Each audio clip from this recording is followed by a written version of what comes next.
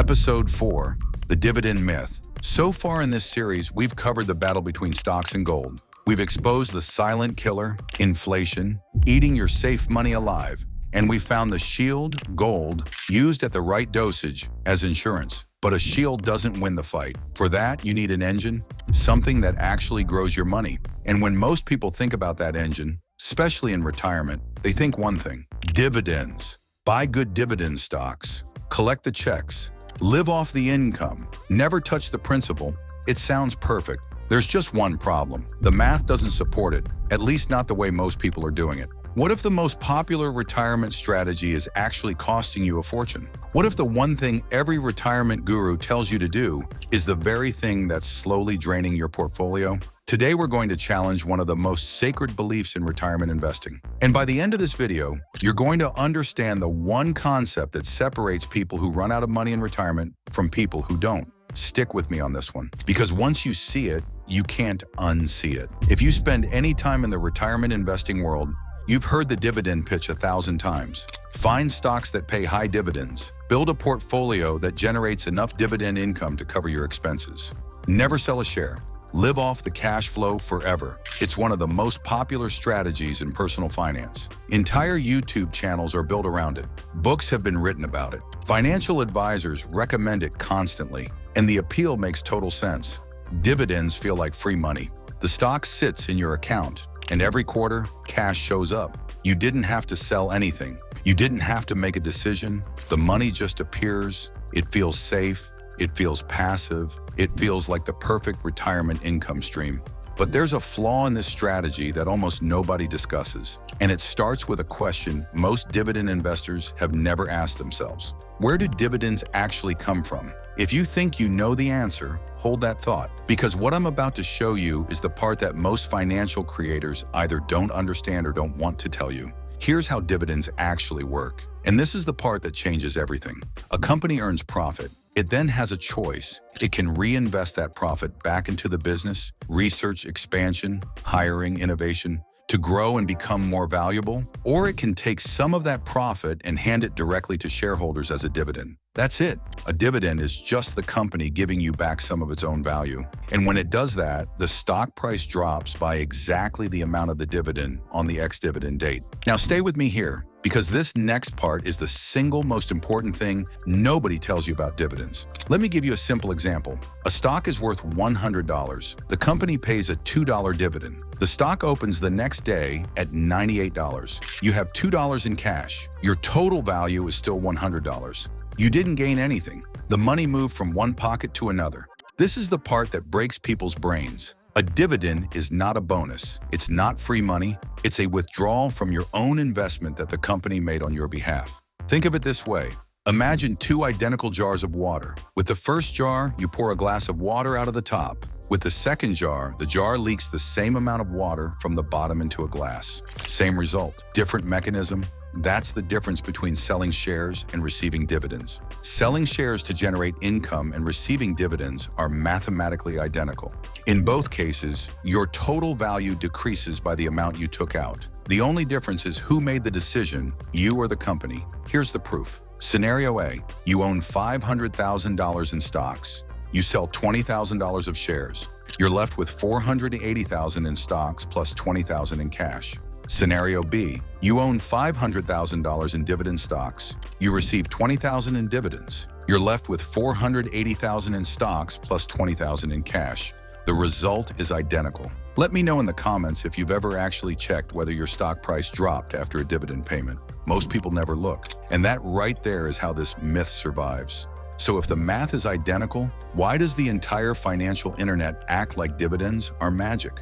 Here's where the dividend obsession actually starts to hurt people. And this is where it gets personal, so pay attention. When you build a portfolio around dividend yield, meaning you pick stocks primarily because they pay high dividends, you're making a series of trade-offs that most people don't realize they're making. Trade-off number one, you sacrifice growth. Companies that pay high dividends are typically mature, slow-growth businesses, utilities, tobacco, telecoms. There's nothing wrong with these companies, but they're not the ones driving the market higher over the next 20 years. By chasing yield, you're systematically underweighting the fastest growing companies in the economy, the ones that reinvest their profits into innovation instead of paying them out. Over 20 years, that growth gap compounds into a massive difference. Trade-off number 2.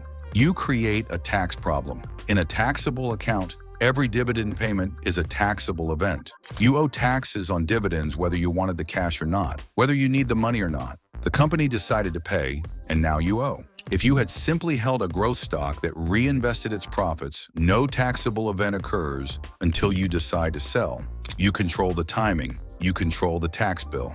Dividends force a tax event on the company's schedule. Growth lets you pay taxes on your schedule. In retirement, that flexibility can save thousands of dollars a year. Trade-off number 3. You get a false sense of security. Dividends feel reliable until they aren't. Companies can cut dividends at any time. During the 2008 financial crisis, over 100 companies in the S&P 500 reduced or completely eliminated their dividends. Banks, financials, even GE, one of the most famous dividend stocks in history, slashed its payout. If your entire retirement income plan was built on those dividend checks arriving every quarter at the expected amount, a dividend cut doesn't just reduce your income. It forces you to sell shares at the worst possible time to cover the shortfall.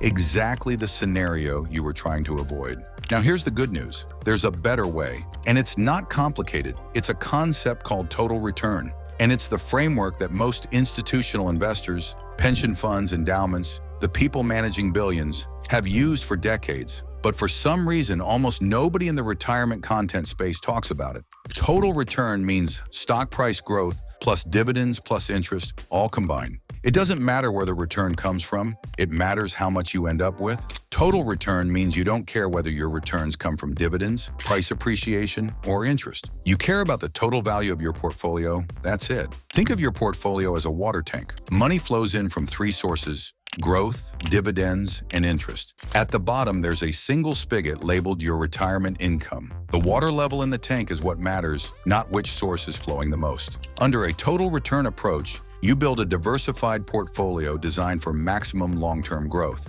When you need income in retirement, you sell whatever makes the most sense at that moment. The asset that's up, the one with the best tax treatment, the most logical piece. Let me break down the difference between the 2 approaches. With a dividend strategy, your income comes only from dividends. You don't control the timing because the company decides. You're hit with forced taxable events. Your growth potential is limited by your focus on yield, and your flexibility is low. With a total return strategy, your income comes from any combination of sources. You control the timing because you decide when to sell. You choose when to create a taxable event. You get full market exposure and full growth potential. And your flexibility is high. With total return, you're not locked into a handful of high-yield stocks. You own the whole market. You get the growth of the companies reinvesting in themselves, and you get the dividends from the companies that choose to pay them. And when you need cash, you make the withdrawal on your terms. Over a 25-year retirement, the total return approach has historically left retirees with significantly more money. Not because dividends are bad, but because limiting yourself to only dividends means limiting your portfolio's growth potential. To be clear, dividends are not the enemy. Many great companies pay dividends. The S&P 500 itself pays a dividend. You'll own dividend stocks inside a total return portfolio. The problem isn't dividends. The problem is building your entire strategy around them and sacrificing growth, flexibility, and tax efficiency in the process. Dividends are fine. Dividend obsession is the problem. Let's zoom out and see where this series has taken us. Episode 1, we set up the battle. Stocks versus gold. 2 tools, 2 different jobs. Episode 2, we found the invisible enemy. Inflation. The reason safe money isn't safe. Episode 3, we found the shield. Gold at the right dosage. Insurance, not investment. Today, episode 4, we found the engine. Not dividends specifically, but total return. A strategy that uses the full power of the market instead of limiting yourself to one narrow slice of it. We now have all the parts. The shield, the engine, an understanding of the enemy. But here's the thing. Parts sitting on a table don't protect your retirement. You need to assemble the machine. That's exactly what we're doing in the next episode. We've spent 4 episodes stress testing the individual components. Now it's time to put them together into a real portfolio, the one designed to survive recessions, inflation, market crashes, and a 30-year retirement. We're going to show you 3 different portfolio models: conservative, moderate, and aggressive, and exactly how each one performs when the world goes sideways. If this series has been changing how you think about retirement, hit subscribe right now. The next episode is where everything we've built comes together, and you don't want to miss it. Drop a comment and tell me, are you a dividend investor? Did this change how you think about it, or are you pushing back? I read every comment on these videos, and I genuinely want to know where you stand. This is one of the most debated topics in finance, and there's room for different perspectives. See you in episode 5.